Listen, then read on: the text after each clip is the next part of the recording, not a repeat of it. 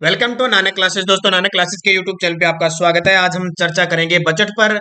जो केंद्रीय बजट पेश हुआ है अभी 2022 का महत्वपूर्ण, जो 1 फरवरी को बजट पेश हुआ है उसकी चर्चा करेंगे, क्योंकि आने वाले हर एक एग्जाम के लिए ये बजट बहुत इंपॉर्टेंट है। तो हमारी वर्तमान देश की वित्त मंत्री निर्मला सीतारमण जी के द्वारा ये बजट 2022-23 के लिए, वित्तीय वर्ष के लिए घोषित किया गया। इसकी पूरी चर्चा अब इस वीडियो में करेंगे। बजट 2022 कौन सा संस्करण था, 60 लाख नई नौकरियां, किसानों को क्या मिला, 400 नई वंदे मातरम ट्रेन, पूरी इसके अंदर पूरी डिटेल के साथ हम चर्चा करेंगे। तो बने रहिए इस वीडियो में और वीडियो को लाइक कर दें, शेयर कर दें। अगर आप चैनल पे नए हैं तो इसको सब्सक्राइब कर लें। तो पहला क्वेश्चन, और ज्यादा यहाँ पे डिटेल बताने की आपको जरूरत नहीं पड़ेगी, क्योंकि हर एक क्वेश्चन लेके आऊं और अब की बार इतना ज्यादा बजट में कुछ ज्यादा नहीं था, क्योंकि उसी पे ज्यादा अमल किया गया है।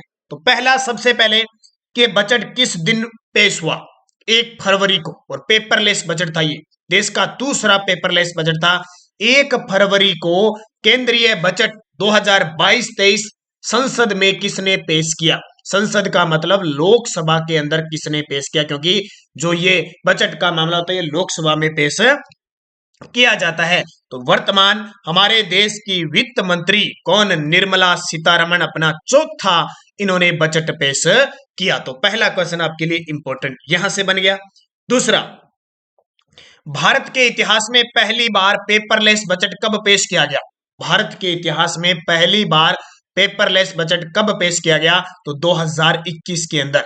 2021 में जो 2021-22 का था वो पेश किया गया। अब की बार जो 1 फरवरी को किया गया, ये दूसरा पेपरलेस बजट था जो 2022-23 के वित्तीय वर्ष के लिए पेश किया गया। तो याद रखना, ये इंपॉर्टेंट है क्वेश्चन।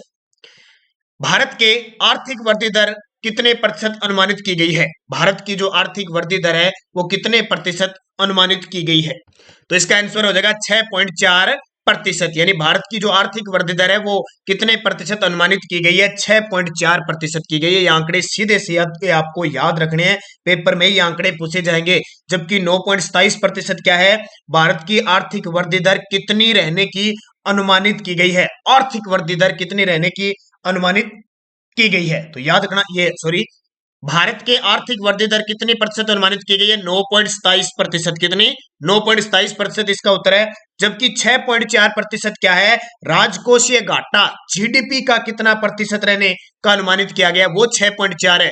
जबकि भारत की आर्थिक वृद्धि दर प्रतिशत अनुमानित की गई है 9.27। अनुमानित का मतलब क्या? अनुमान लगाया जाता है, इतनी रह सकती है, इससे कम ज्यादा भी हो सकती है। तो ये याद रखना, इंपॉर्टेंट क्वेश्चन है, परीक्षा में पूछा जा सकता है। उत्तर आ जाएगा 9.27। 2022-23 में राजकोषीय घाटा जीडीपी का कितने प्रतिशत अनुमानित है? ये आंकड़े आपसे सीधे पूछे जाएंगे, ध्यान रखना। 2022-23 में राजकोषीय घाटा जीडीपी का कितने प्रतिशत अनुमानित है? तो इसका उत्तर हो जाएगा 6.4%। कितना? 6.4%। यह पढ़ना, जो 2021-22 में 6.9% था। कितना? 6.9%। बजट में अगले 3 वर्ष में कितनी वंदे भारत रेलगाड़ियों का निर्माण करने की घोषणा की गई है? बजट में अगले 3 सालों के लिए कितनी वंदे भारत रेलगाड़ियों के निर्माण की घोषणा हुई है? तो याद रखना, 400। कितनी? 400 वंदे भारत रेलगाड़ियों का निर्माण किया जाएगा। इसके अलावा एक कवच तकनीक के तहत, कवच तकनीक के तहत 2000 रेल मार्ग नेटवर्क स्थापित किए जाएंगे, विस्तार किया जाएगा। क्या होता है कवच तकनीक? याद रखना, रेलवे डिपार्टमेंट से है। इससे क्या होगा? इधर से एक ट्रेन आ रही है, इधर से एक ट्रेन आ रही है। अब उनको लगा भी उनका टाइम सेट नहीं हुआ या पटरी वगैरह सेट नहीं हुई है, कुछ ऐसे रेल लाइन सिस्टम खराब हो गया, तो दूर से ही संकेत मिल जाएगा और ये रुक जाएगी। ध्यान रखना, ये जो बहुत ज्यादा सिस्टम हो रहा है ना, कई बार रेलवे आपस में भिड़ जाती है, ठीक है, उनका क्रॉसिंग नहीं हो पाता, सिस्टम खराब हो जाता है अनमेल के कारण। तो ये कवच तकनीक से अब क्या है, दूर से ही पता लग जाएगा कि रेलगाड़ियों का टकराव होने वाला है, तो दूर से इन्हें रोक दिया जाएगा। तो उसके लिए 2000 रेल मार्ग नेटवर्क स्थापित किए जाएंगे, तो ये भी याद रखना। और वंदे भारत 400। बजट 2022-23 में सर्वाधिक व्यय का स्रोत है। बजट 2022-23 में सर्वाधिक व्यय का स्रोत, यानी सर्वाधिक व्यय किस में होगा? तो सबसे ज्यादा ब्याज भुगतान में सर्वाधिक व्यय होगा। उसके बाद में कर शुल्क में राज्य का हिस्सा पर होगा। फिर रक्षा पर और फिर सब्सिडी पर। चारों क्रम से पेपर में अगर गहराई से क्वेश्चन पूछा तो ये आ सकता है कि बजट 2022 में सर्वाधिक व्यय का स्रोत क्या रखा गया है, तो सर्वाधिक व्यय ब्याज भुगतान। सर्वाधिक व्यय का स्रोत ब्याज भुगतान। 2 नंबर पे कर शुल्क में राज्य का हिस्सा, 3 नंबर पे रक्षा और 4 नंबर पे सब्सिडी। ये इंपॉर्टेंट क्वेश्चन है आपके लिए। बजट वर्ष 2022-23 में सर्वाधिक प्राप्ति स्रोत। देखो यहां तो हमने पढ़ा व्यय कि सबसे ज्यादा व्यय किस में होगा, लेकिन हम यहां पढ़ रहे हैं सर्वाधिक प्राप्ति स्रोत। हमें सबसे ज्यादा प्राप्त किससे होगा, तो उधार व देयता से। जो हम उधार देते हैं ना, उससे हमें सबसे ज्यादा प्राप्ति होती है। उसके बाद जीएसटी से होती है, इसे जीएसटी से, फिर निगम कर से होती है, फिर आय कर से होती है। तो ये भी पॉइंट ऑफ से बहुत इंपॉर्टेंट है। अगर बड़े एग्जाम में इस तरह ये पूछे जाए तो गहराई से यहाँ पे जब इकोनॉमिक्स की चर्चा होती है, बजट की चर्चा होती है, तो ये क्वेश्चन पूछे जा सकते हैं। कॉर्पोरेट कॉर्पोरेट टैक्स 18% से घटाकर कितना किया गया है। कॉर्पोरेट टैक्स है वो 18% से घटाकर अब कितना किया गया है, तो इसका उत्तर हो जाएगा 15%। जो कॉर्पोरेट टैक्स है वो 18% से घटाकर कितना कर दिया गया है। मैं परीक्षा आने वाले एग्जाम में जहां से क्वेश्चन पूछा जा सकता है बस उतनी ही बात करूंगा, उतने ही क्वेश्चन लेके आए, क्योंकि बजट होता है अनाव शनाव होते हैं, वो सब कुछ याद नहीं किया जाता, क्योंकि साल बाद फिर बजट पास किया जाता है। बजट पेश होता है, फिर हम याद करते हैं, फिर प्रश्न नहीं आता फिर। लेकिन इसमें मुख्य में लगभग मान के चलो 40 से 50 क्वेश्चन ऐसे लेके जो बजट से प्रश्न में आएगा। इसके अलावा कुछ कचरा मचरा याद करने की जरूरत नहीं है, अपने कोई काम का नहीं है। तो कॉर्पोरेट टैक्स 18% से बढ़ाकर 15% कर दिया, ये याद रखना। इसके अलावा कॉर्पोरेट टैक्स पर जो सरचार्ज है, सरचार्ज वो 12% से घटाकर 7% कर दिया। ये सरचार्ज 12% से बढ़ाकर 7% कर दिया। अगला देखिए, प्रधानमंत्री ई विद्या के 1 क्लास 1 टीवी चैनल प्रोग्राम को 12 से बढ़ाकर कितने टीवी चैनल तक विस्तार किया जाएगा। ये बहुत इंपॉर्टेंट है, योजना याद रखना प्रधानमंत्री ई विद्या, क्योंकि पिछले 2 सालों से कोरोना की वजह से सबसे ज्यादा प्रभाव पड़ा है शिक्षा पे। 1 क्लास 1 टीवी चैनल प्रोग्राम के तहत 12 से बढ़ाकर अब कितने टीवी चैनलों का विस्तार किया जाएगा, तो 200 टीवी चैनलों का विस्तार किया जाएगा। इसको अच्छे तरीके से याद रखना, ये क्वेश्चन इंपॉर्टेंट है। योजना पूछी जाएगी प्रधानमंत्री ई विद्या योजना। बजट 2022-23 में अगले 3 वर्ष में कितने प्रधानमंत्री गति शक्ति टर्मिनल स्थापित किए जाने की घोषणा की गई है। ये भी बहुत इंपॉर्टेंट है। अभी बजट 2022-23 में अगले 3 सालों में प्रधानमंत्री गति शक्ति टर्मिनल कितने स्थापित किए जाने की घोषणा हुई है। तो इस क्वेश्चन को अच्छे तरीके से पढ़ लेना, क्या है ये टर्मिनल। एक तो ये चीजें ध्यान रखना कि अब 2022 में आजादी के 75 वर्ष की गांठ बनाई जा रही है, और 100वीं वर्षगांठ देखो 25 साल के बीच का काल अब देश के द्वारा चलाया जाएगा, अमृत काल कहलाया जाएगा। क्या इस अमृत काल के अंदर 4 प्राथमिकता रखी गई है। 4 प्राथमिकता कौन कौन सी, प्रधानमंत्री गति शक्ति, समेकित विकास, निवेश को वित्तीय मदद, उत्पाद संवर्धन और निवेश, व ऊर्जा संकरण व जलवायु कार्य पर फोकस करना। ये 4 है, उसमें से है प्रधानमंत्री गति शक्ति टर्मिनल स्थापित किए जाएंगे। तो प्रधानमंत्री गति शक्ति जो टर्मिनल स्थापित किए जाएंगे, इसका उत्तर हो जाएगा 100। कितने, 100 प्रधानमंत्री गति शक्ति टर्मिनल स्थापित किए जाएंगे। नदी जोड़ो परियोजना के तहत केन बेतवा लिंक परियोजना के लिए कितनी राशि प्रस्तावित है। अब स्टार लगा लेना, ज्योग्राफी के अंदर केन बेतवा लिंक परियोजना को अच्छे तरीके से पढ़ लेना। भी बजट में इसके लिए इतनी बड़ी राशि प्रस्तावित की है, क्योंकि अटल बिहारी वाजपेयी जो प्रधानमंत्री थे उनके समय में नदी जोड़ो परियोजना की शुरुआत हुई थी। उसी के तहत लगातार नदियों को जोड़ने का काम किया जा रहा है। उसमें आती है केन बेतवा लिंक परियोजना, उसके लिए राशि प्रस्तावित हुई है 44,605 करोड़। अब पूरी डिटेल याद रखनी है, केन नदी कहाँ निकलती है, बेतवा नदी कहाँ से निकलती है, क्या सिस्टम है, इसको ज्योग्राफी में पूरा अच्छे तरीके से पढ़ना। मैं स्पेशल भी वीडियो आपको इसका दे दूंगा। तो इसके लिए बजट ध्यान रखना 44,605 करोड़। किस वर्ष को बाजरे का अंतर्राष्ट्रीय वर्ष घोषित किया गया है। तो इसका तो आपको पता है कि मोटे अनाज बाजरे को अंतर्राष्ट्रीय वर्ष 2023। और सुबह रोज हमारी राजस्थान करंट अफेयर्स की क्लास आती है। जो विद्यार्थी राजस्थान करंट अफेयर्स, राजस्थान के अंदर बहुत सारी वैकेंसी आई हुई है, उसके लिए सुबह 8 बजे हमारी करंट की क्लास होती है। संडे के दिन वीकली, फिर मंथली, फिर 3 मंथ, 6 मंथ, 1 ईयर। तो उसमें मैंने ये पूरा डिटेल से बता दिया। तो कोई विद्यार्थी नए हैं तो आप चैनल को सब्सक्राइब करें और बेल आइकन का घंटा दबा लें, और टेलीग्राम हमारा ज्वाइन कर लें, वीडियो के डिस्क्रिप्शन में लिंक है वहां से। पीएम डिवाइन योजना का संबंध किस क्षेत्र को विकसित करना है, ये चर्चा में रहेगा और ये क्वेश्चन पेपर में भी आएगा। पीएम डिवाइन योजना का संबंध किस क्षेत्र से रहेगा? तो आपको याद रखना है उत्तरी पूर्वी भारत, स्पेशल उत्तरी पूर्वी क्षेत्र के लिए जो स्पेशल उत्तरी पूर्वी परिषद, विकास परिषद है, उसके द्वारा उत्तरी पूर्वी भारत को विकसित करने के लिए पीएम डिवाइन योजना को विकसित करने के लिए पीएम डिवाइन योजना शुरू की जाएगी। अब याद रखना बस, ये पेपर में इतने आएगा। पीएम डिवाइन योजना का संबंध किस क्षेत्र से है? उत्तरी पूर्वी भारत से है। किस क्षेत्र से? उत्तरी पूर्वी भारत क्षेत्र से है। वर्चुअल डिजिटल एसेट्स यानी क्रिप्टो करेंसी और एनएफटी से होने वाली आय पर कितने प्रतिशत की कर लगेगी? ये क्वेश्चन इतना इंपॉर्टेंट है कि आपसे क्वेश्चन आ सकता है।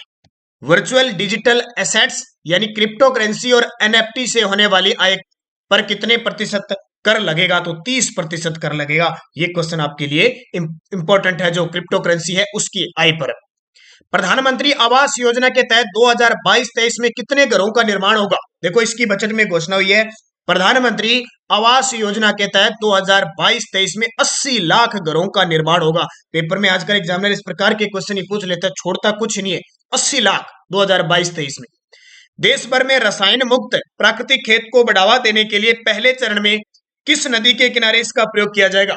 देखो, पूरे देश के अंदर रसायन मुक्त प्राकृतिक खेती को बढ़ावा देने के लिए इसकी शुरुआत की जा रही है। उसके पहले चरण में गंगा नदी के 5 किलोमीटर के दायरे के कॉरिडोर के अंदर इसका प्रयोग किया जाएगा। तो गंगा नदी को याद रखना। केंद्र सरकार एमएसपी संचालन के तहत किन फसलों की खरीद के लिए 2.37 लाख करोड़ का भुगतान करेगी? केंद्र सरकार एमएसपी संचालन के तहत, ठीक है, मिनिमम सेल प्राइस के संचालन के तहत किन फसलों की खरीद के लिए? तो इसका उत्तर हो जाएगा कौन कौन सी फसल होगी? इसमें गेहूं और धान यानी गेहूं और चावल की फसल होगी। आपको बताइए, गेहूं और चावल, गेहूं रबी की फसल है, चावल खरीफ की फसल है। और जब हरित क्रांति की जो शुरुआत हुई थी, इस हरित क्रांति पे सबसे ज्यादा प्रभाव इन दो फसलों का है, गेहूं और चावल। कल मैंने आपको कृषि का टॉपिक दिया था, उसमें बताया था। रक्षा क्षेत्र के लिए पूंजी का कितना प्रतिशत स्थानीय उद्योग के लिए निर्धारित किया जाएगा? मेक इन इंडिया, स्वदेश तकनीक, इसके तहत रक्षा क्षेत्र में पूंजी दी जाएगी। लेकिन किसको दी जाएगी? स्थानीय उद्योगों के निर्धारण के लिए ही ये पूंजी दी जाएगी। और कितने प्रतिशत? 68%। ये भी बहुत इंपॉर्टेंट है। 2022-23 में राज्यों में को जीएसडीपी के कितने प्रतिशत वित्तीय घाटे की अनुमति होगी? ये लगा लेना स्टार। ये समझ लो भी, ये 40-50 जो मैंने क्वेश्चन दिए ना, इनको बस अच्छे तरीके से पढ़ना, बस ये पढ़ना है। बाकी बजट में आपको कोई पढ़ने की जरूरत नहीं होगी। 2022-23 में राज्यों को जीएसडीपी के कितने प्रतिशत वित्तीय घाटे की अनुमति होगी? वित्तीय घाटे की अनुमति होगी। तो इसका उत्तर हो जाएगा 4%। कितनी? 4%। ये शानदार क्वेश्चन है आपके लिए।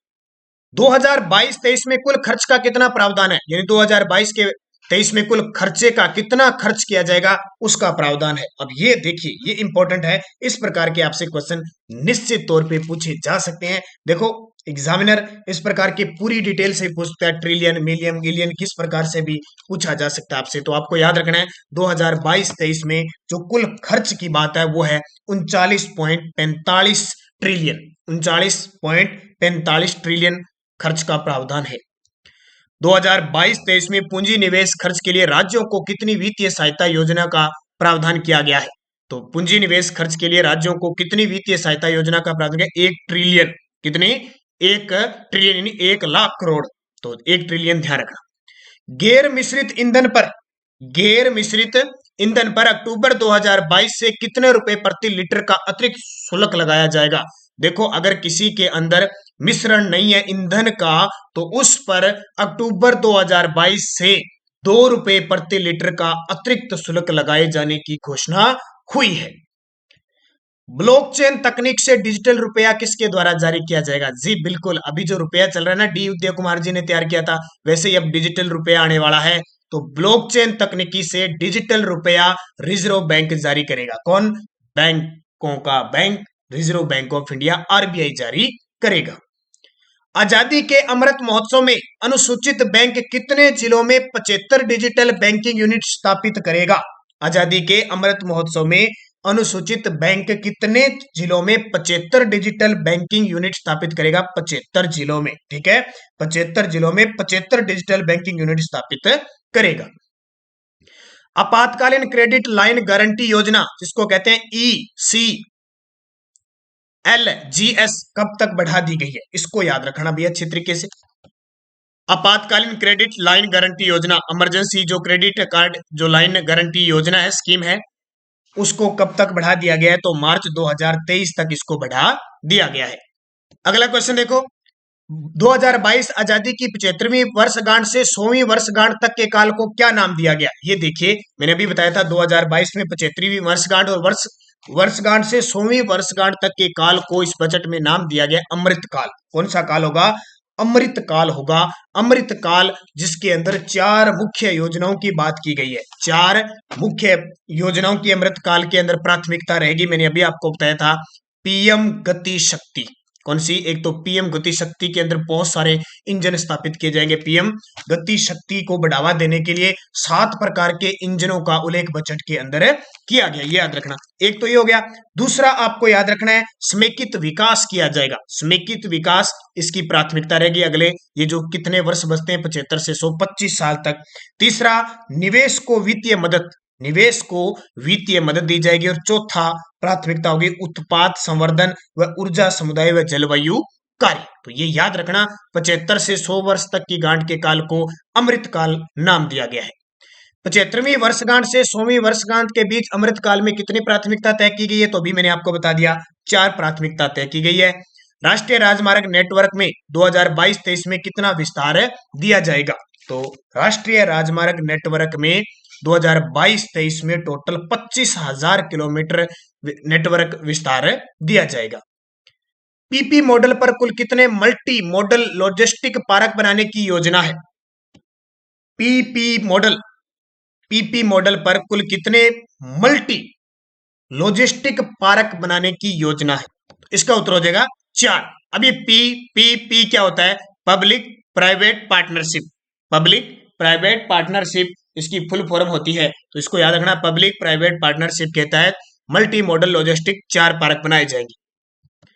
अगला देखिए, भारतीय बजट व्यवस्था का जनक किसे कहा जाता है।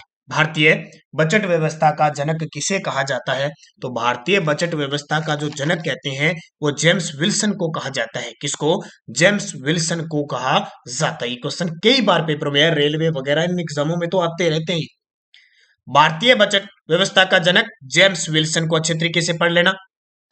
बजट शब्द की उत्पत्ति किस भाषा से हुई है, बजट शब्द की उत्पत्ति किस भाषा से हुई है, तो बजट शब्द की जो उत्पत्ति हुई है वो फ्रेंच भाषा से होती है। और आपको पता है बजट शब्द का अर्थ क्या होता है, चमड़े का थैला। क्या होता है, चमड़े का थैला होता है, फ्रेंच भाषा से लिया गया। बजट शब्द का प्रयोग कहीं भी संविधान के अंदर नहीं है, ध्यान रखना, ये संविधान के अंदर नहीं है। संविधान का अनुच्छेद 112 पढ़ेंगे, इस बजट की जगह वार्षिक वित्तीय जो है उसका नाम दिया गया है। आगे देखिए, भारत में किन प्रधानमंत्रियों के द्वारा बजट पेश किया गया। देखो, बजट पेश करने का काम होता है वित्त मंत्री, लेकिन बहुत बार ऐसा होता है कि प्रधानमंत्री के पास ही वित्त मंत्री का पद होता है। जैसे पंडित जवाहरलाल नेहरू प्रधानमंत्री के साथ वित्त मंत्री भी थे, राजीव गांधी प्रधानमंत्री के साथ वित्त मंत्री भी थे, इंदिरा गांधी प्रधानमंत्री के साथ वित्त मंत्री भी रही थी। तो उपयुक्त सभी, और इंदिरा गांधी के बारे में कहा जाता है कि देश की प्रथम महिला वित्त मंत्री इंदिरा गांधी थी। लेकिन स्वतंत्र रूप से पूछे, स्वतंत्र रूप से निर्मला सीतारमण ही पहली बनी है, ये ध्यान रखना, क्योंकि इंदिरा गांधी प्रधानमंत्री भी थी, साथ में वित्त मंत्री थी। तो ये 3 ऐसे प्रधानमंत्री आए, पंडित जवाहरलाल नेहरू, राजीव गांधी और इंदिरा गांधी ऐसे प्रधानमंत्री थे जिन्होंने प्रधानमंत्री होते हुए भी बजट पेश किया था, वित्त मंत्री के रूप में काम किया था। तो इसको याद रखना। स्वतंत्र भारत का पहला बजट किसके द्वारा पेश किया गया, तो स्वतंत्र भारत का पहला जो बजट पेश किया था वो षणमुखम सेठी ने। किसने, षणमुखम सेठी या चेट्टी के द्वारा भारत का पहला, स्वतंत्र भारत का पहला बजट पेश किया गया था। इसको अच्छे तरीके से याद रखना। आपसे बजट का जनक पूछे भारत में तो जेम्स विल्सन। भारत में पहला बजट कब पेश किया गया, भारत में पहला जो बजट था वो 18 फरवरी 1860 को पेश किया गया। गणतंत्र भारत का प्रथम बजट किसने पेश किया। देखो, गणतंत्र का मतलब 26 जनवरी, कब है, 26 जनवरी 1950 को हमारा देश गणतंत्र हो गया था। वो पहला जॉन मथाई ने, किसने, जॉन मथाई ने किया था। अब स्वतंत्र भारत का तो आ गया षणमुख सेठी, भारतीय बजट का जनक विल्सन, और गणतंत्र भारत का प्रथम बजट पेश किया था जॉन मथाई ने, याद रखना। अगला, अब तक सर्वाधिक 10 बार बजट पेश करने वाले वित्त मंत्री, अब तक सर्वाधिक 10 बार बजट पेश करने वाले वित्त मंत्री मोरारजी देसाई, जो प्रधानमंत्री भी रह चुके हैं हमारे, मोरारजी देसाई, तो इनको याद रखना इंपॉर्टेंट है। संविधान के किस अनुच्छेद में बजट शब्द का प्रयोग किया गया है? तो संविधान के किस अनुच्छेद में बजट शब्द का प्रयोग कभी नहीं किया गया है, इसको गौर कर लेना, क्योंकि वित्त विधेयक 110 में है, वार्षिक वित्तीय विवरण 112 के अंदर है, लेकिन बजट शब्द का प्रयोग कहीं भी किसी भी अनुच्छेद में नहीं। वार्षिक वित्तीय विवरण का उल्लेख किस अनुच्छेद में? बजट की जगह ये शब्द लिखा हुआ है वार्षिक वित्तीय विवरण, तो बजट जो पेश किया जाता है ना, वो अनुच्छेद 112 के तहत किया जाता है, वार्षिक वित्तीय विवरण के तहत। हमारे देश की पहली पूर्णकालिक महिला वित्त मंत्री, प्रश्न आ गया ना, या स्वतंत्र या पूर्णकालिक महिला वित्त मंत्री निर्मला सीतारमण।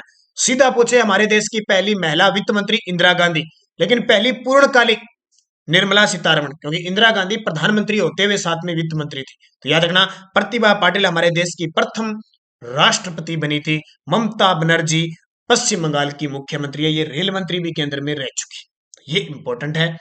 और हमारे देश की पहली महिला वित्त मंत्री कौन रहे? तो ये आपका उत्तर हो गया इंदिरा गांधी। और अंतिम क्वेश्चन आज का, वित्त मंत्री निर्मला सीतारमण ने 2022-23 का अपना कौन सा बजट पेश किया? तो इसका उत्तर हो जाएगा चौथा। कौन सा? चौथा। तो दोस्तों ये थे मुख्य बजट के प्रश्न, कोई ज्यादा बजट के इतने प्रश्न नहीं थे, मैंने सब पूरी डिटेल से अच्छे जो क्वेश्चन एग्जाम में आने के हैं वो सारे मैंने आपको दे दिए। आप इनको अच्छे तरीके से पढ़िए, हमारे इस चैनल को सब्सक्राइब कर लें, क्योंकि सुबह करंट की क्लास, शाम को जीके की क्लास, निरंतर हमारी क्लासें जब भी आती रहे, आप टेलीग्राम वीडियो की डिस्क्रिप्शन में लिंक है Nanak classes Rajasthan current affairs नाम से, उसे ज्वाइन कीजिए। इसके अलावा टेलीग्राम पे है, सारी सूचनाएं पीडीएफ वगैरह सब मिलती रहती है, बस आप निरंतर अध्ययन कीजिए, आने वाले हर एक एग्जाम के लिए आपके लिए इंपॉर्टेंट होता है। तो धन्यवाद, जय हिंद, जय भारत।